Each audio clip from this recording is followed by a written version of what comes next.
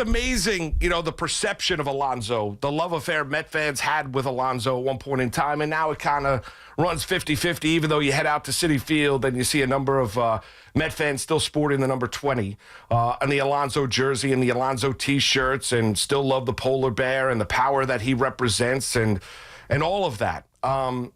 Alonso still wants to be here. Still wants to be a Met. Does not want to go anywhere. Does not want to get traded at the MLB trade deadline.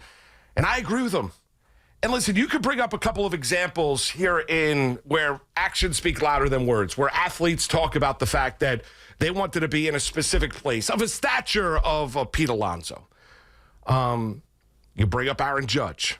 Now, I'm not comparing the two. Obviously, Judge has been a better major league player for the Yankees than that Alonso has been for the Mets. But Pete has been very representable, has had a good career up until this point in time. Obviously, the power has been the face of the franchise past couple of seasons, no doubt about it. But, Aaron Judge, when he hit free agency, it was important to him to remain a New York Yankee. Made the call to Hal Steinbrenner, even though he had offers from the Giants and the San Diego Padres, throw the captaincy in. Hal bumped up his offer, and Aaron Judge remained a Yankee. You bring up Saquon Barkley, right? And we'll see how it all played out during the course of Hard Knocks offseason with the New York Giants. But, Saquon obviously has been a guy that has told everybody and their mother and the refrigerator light that he wanted to be a Giant for life, right? It meant something for him to remain here with the New York Giants. However, the actions were this offseason, he decided to take the bigger contract, or the longer-term contract, I would say, from the Philadelphia Eagles, even though if you hearken back to the negotiations from the previous year, the deal that he got from Philadelphia is not necessarily richer than the one that the Giants offered 2 off seasons ago. But in the end, Saquon Barkley decided, and the Giants played a role because they were only willing to go up to a certain point. But Saquon Barkley, when he had time, when the opportunity to sign a term contract extension, a little bit of length on that deal, instead of being franchise tagged and then renegotiate a contract going into last year, Saquon Barkley decided to say thanks but no thanks. Was looking for a contract in the neighborhood of $16, $17 million per year, and now he's a Philadelphia Eagle. Pete Alonso has made it perfectly clear time and time again.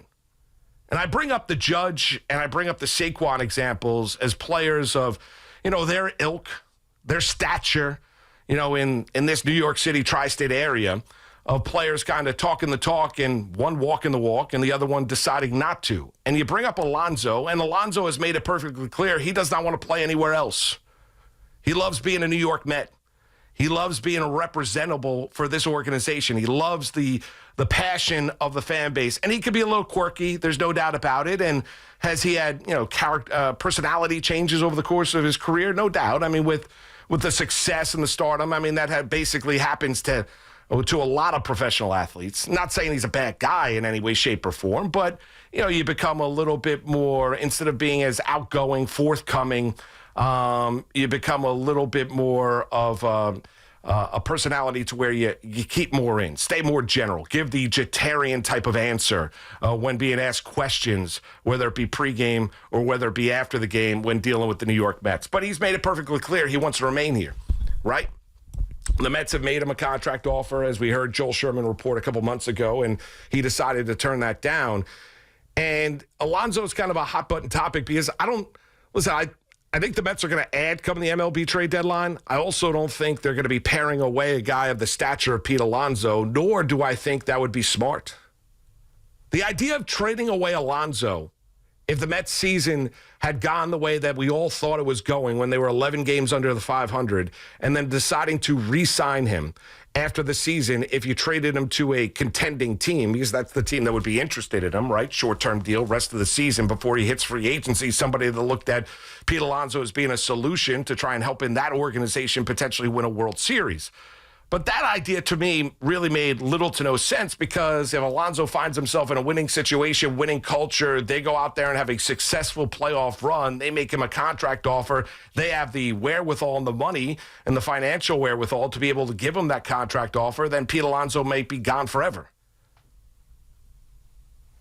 And I'll tell you, if you don't respect what Alonso has represented here with the Mets, I don't know what you're watching. Alonso's a guy that on his seasonal average is a 35-92 guy, 240 average. And batting average and the way we look at batting average now in Major League Baseball is completely different than the way we looked at it 20 or 30 years ago, and the way that we statistically analyze players and their impact on the game completely different than what we looked at 20 or 30 years ago. When I was growing up, it was all about, on-base percentage, batting average, how many, runs scored, home runs, RBIs, all those things. Well, we've delved a little bit deeper in analyzing the quality of the player. For Alonso, his presence in the lineup, the ability to perform in this city with the pressure on him, and not necessarily having a prototypical season this year. I get it. It could be a myriad of different reasons. It could be the contract and his future weighing on his shoulders. That's a heavy weight. That's a heavy burden. We've seen Gleyber Torres take a downturn. There's some guys that respond in a contract year, and there's some guys that struggle in a contract year because they don't have that sense of security. Even though they're going to get paid, they're just not exactly sure where they're going to get paid and what they're going to get paid long term.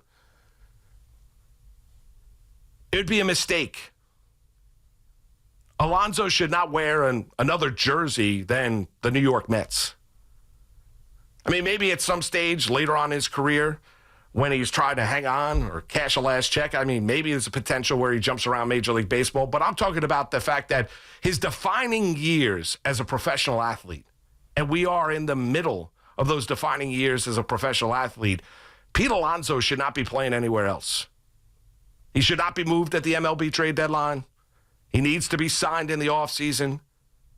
I know that Steve Cohen has brought up examples like Brandon Nimmo, walk year, they brought him back. Edwin Diaz, walk year, they brought him back. And both of those guys responded with big-time years that season. Alonso is not.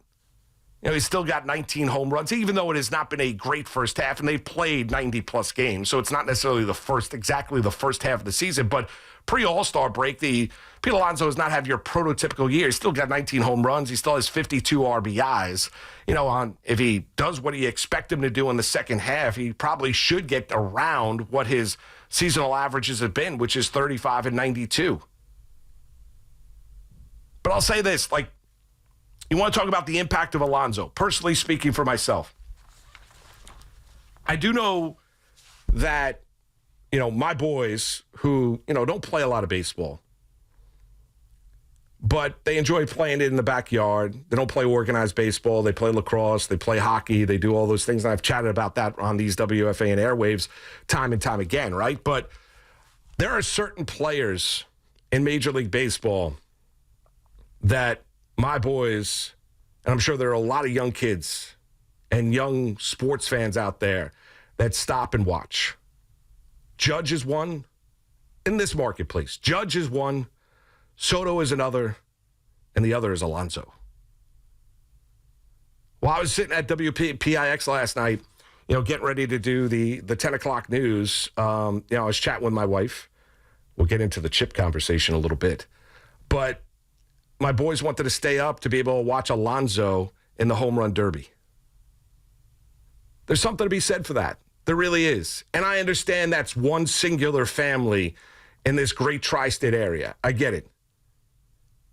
And that should not necessarily define a player, but I'm sure that rings true for a lot of families out there and a lot of young sports fans out there because of the way that Alonso plays the game, the power that he represents, the gargantuan home runs that he can hit, the threat that he is in the middle of the lineup. It's not necessarily about him going out there and winning the home run derby. It's about, in today's day and age of Major League Baseball, what is emphasized, what is looked at, what does Alonso do well? When he tells you that he wants to be a New York Met, I believe him. I don't know if I necessarily wholeheartedly believe Saquon Barkley. I did believe, Aaron Judge. I do believe Alonso. I think Alonso wants to be here long term. And I do think it would be a mistake if he's not. Wholeheartedly, I do. Because I think those that think, well, he's easy to replace. Oh, I don't like his goofy personality. Oh, you know what? His batting average is dipped. Oh, you know what? We'll be able to statistically replace that guy. Good, find him. Find him. Find me the guy that's going to go out there and average 35 home runs a season. If you think that's easy to find in Major League Baseball, well, good luck.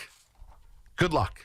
888-808-1019. That is your number to call. 888-808-1019. Let's head out to Staten Island. It's Anthony. It's the fan. What's going on, Anthony? Hey, Moose. How are you? I'm doing well, Anthony. How you doing, buddy? Great to hear you again. Appreciate it, brother. I'm a Yankee fan, but I love this kid. I mean, the calls that I've been hearing and from guys that work at that station that are ripping this kid who plays hard. He's a pure power hitter. Reminds me actually of Harmon Killebrew. Maybe not as good, but there was a time where maybe we were comparing him to Judge, like who was better at one point. But when I hear people calling him saying he's selfish, a guy that gave up his whole $900,000 that he won in the home run derby. I mean, he was making $900,000 his first year. He donated $1 million to the veterans. Yeah, but that's selfish. This is the world we live in today. That you just have to say something bad. Even if they're fans, they just turn on you. It's mind-boggling. Yeah, I mean, he has had, he had the 53 home runs in 19, broke Judge's, rookie record of 52, right? 37 and 94 in 21, 40 and 131 in 22, 46 and 118 in a complete lost season last year.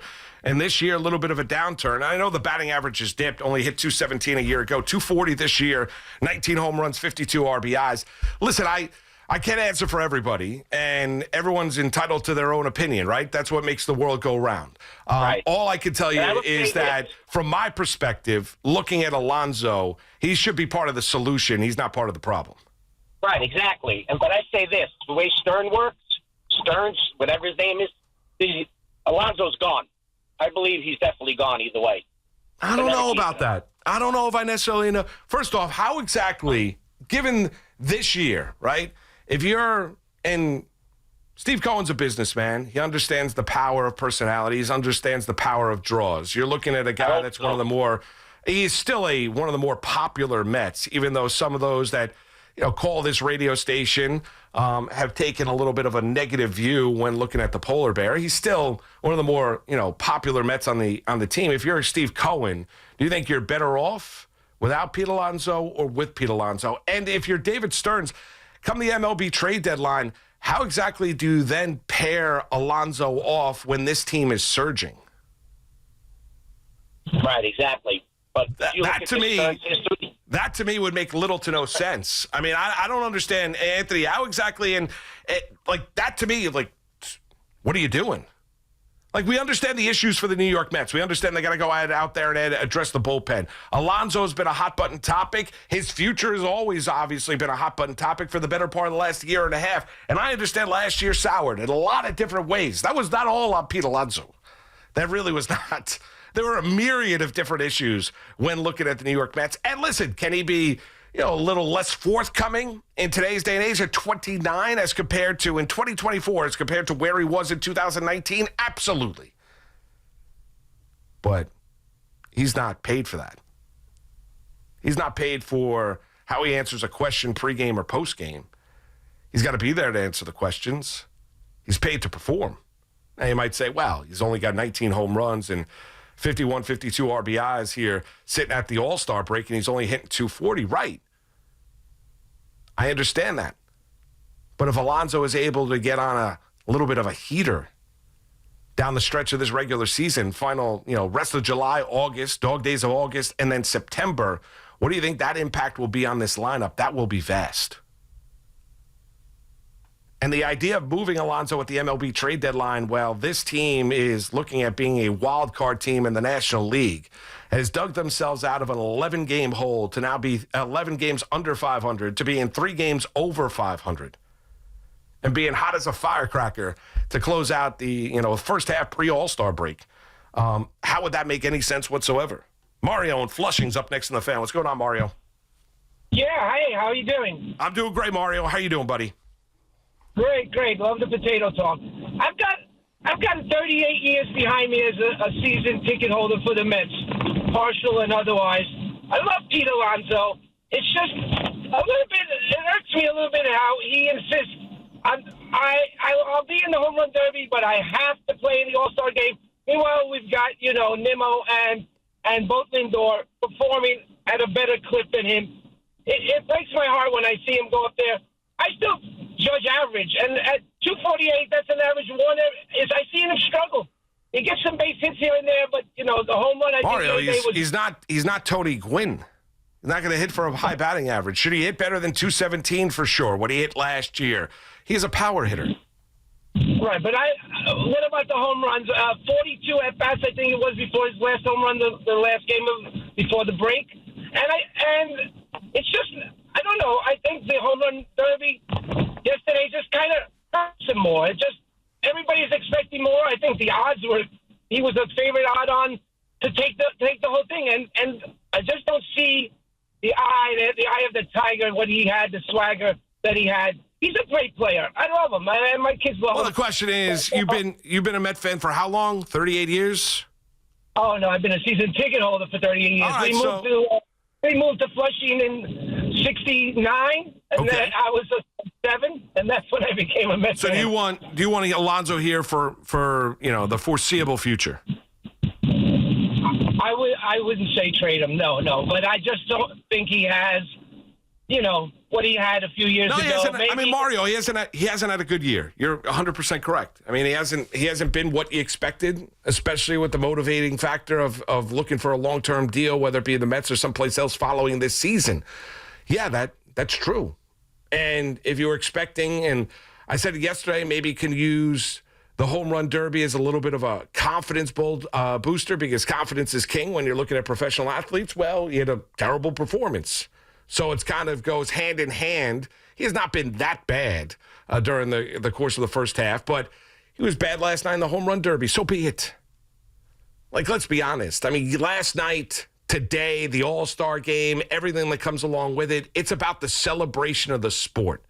Like, the idea of breaking down the rules of the home run derby is moronic. The idea of going out there and looking at the All-Star game is anything other than just being, hey, let's watch the stars of the game, the guys that are the best in the sport at this stage of the regular season, go out there and play an exhibition game and enjoy the sport of baseball, something we all love. Should be no more than that.